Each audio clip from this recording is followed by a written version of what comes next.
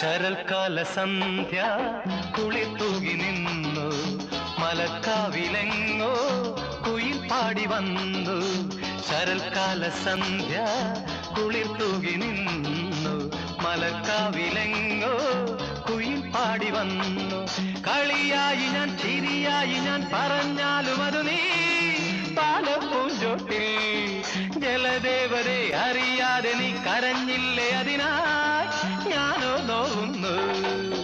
ശരൽക്കാല സന്ധ്യ കുളിർത്തൂകി നിന്നു മലർക്കാവിലെങ്ങോ കുയിൽ പാടി വന്നു. ആരാ